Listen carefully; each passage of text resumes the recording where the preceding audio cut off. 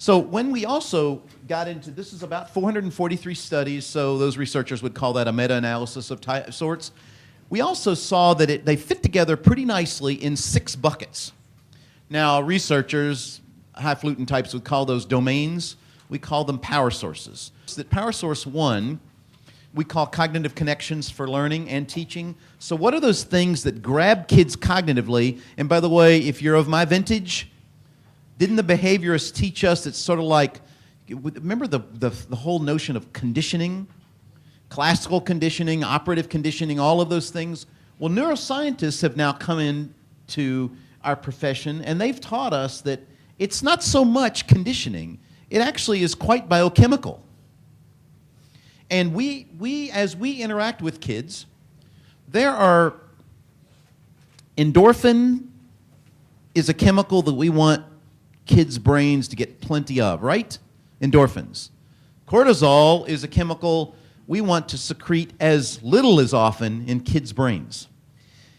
And the neuroscientists have now taught us that when we do things as adults that cause the endorphin secretion, at the same time we are reteaching or re-mentioning, for example, why we're praising a student, we're going to get a cementing type function out of that child. And if you trace back to key moments with a teacher when you were a student at any age, you can actually replay in your mind, she or he was giving me specific academic praise that caused me to remember to do that operation in math forever.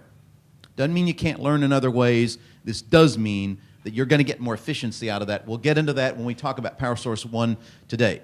Power Source 2.0, pacing and productivity for learning. You remember the Madeline Hunter stuff, those of you of my vintage? And about the time Dr. Hunter retired in California and then passed away prematurely, earlier than we thought she would, we sort of stopped working on the mile markers in lessons and how to get the most productivity out of lessons and how to get the most out of effective structure of a lesson.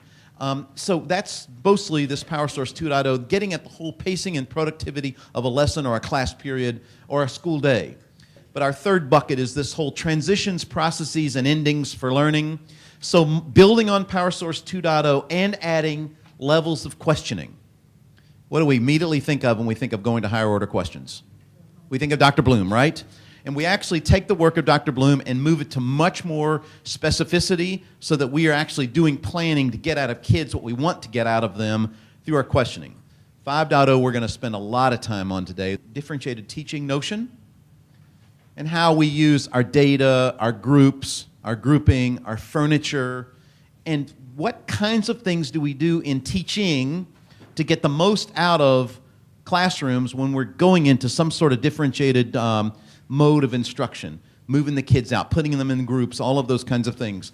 And then Power Source 6.0 is the whole alignment piece. And how do we align what you're doing in your classroom to what's happening in the school, or maybe what's happening in an area, and in some places where we work, what's happening in a whole school district.